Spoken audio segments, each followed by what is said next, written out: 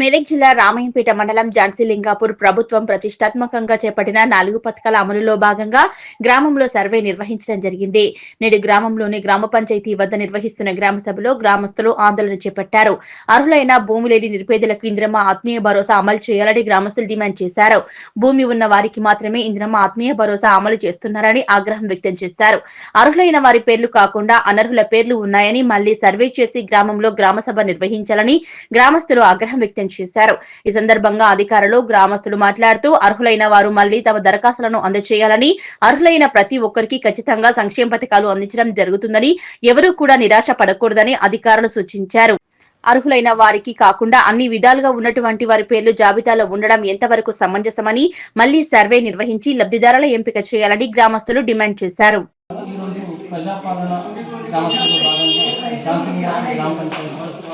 గ్రామ సభను కండక్ట్ చేయడం జరిగింది. ఇందులో మొదటగా ఇంద్రమ్మ ఆత్మీయ భరోసాకు సంబంధించి 55 లిస్ట్ వచ్చింది, 55 మంది. సో ఈ గ్రామ సభలో చర్చించడం జరిగింది. కొన్ని అభ్యంతరాలు వచ్చినాయి. సో అభ్యంతరాలను మనం స్వీకరించి వీళ్ళకి జెన్యూన్గా ఒకవేళ ల్యాండ్ లేదు అన్న సందర్భంలో వాళ్ళని ఎలిజిబిలిటీ చేసి పైకి పంపడం జరుగుతుంది. లేని పక్షంలో వాళ్ళని రిజెక్ట్ చేయడం జరుగుతుంది. ఇంద్రమ్మ ఇళ్ళకి సంబంధించి టోటల్ 290 ఎలిజిబుల్ ఉన్నారు. ఇందులో 257 మంది విత్ ల్యాండ్ ఉన్నది. 33 మెంబర్స్కి ఏమాత్రం ల్యాండ్ కూడా లేదు.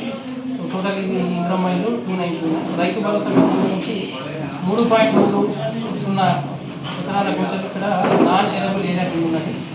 సో రేషన్ కార్డుకి సంబంధించి కొత్త రేషన్ కార్డు 22 శాంక్షన్ అయింది. దాంతోపాటు 94 కొత్తగా అడిషన్ కోసం ఇక్కడ మేము గ్రామ సభలో ఆమోదం తీసుకోవడం జరిగింది.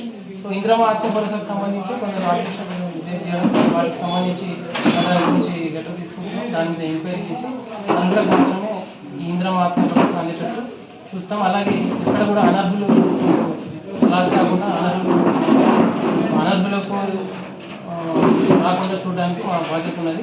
అర్హులను ఎట్టి పరిస్థితుల్లో మాత్రం ఖచ్చితంగా అన్ని స్కీమ్స్ అందించడానికి ప్రభుత్వం తరఫున మా తరఫున చెప్తున్నాం. Thank you.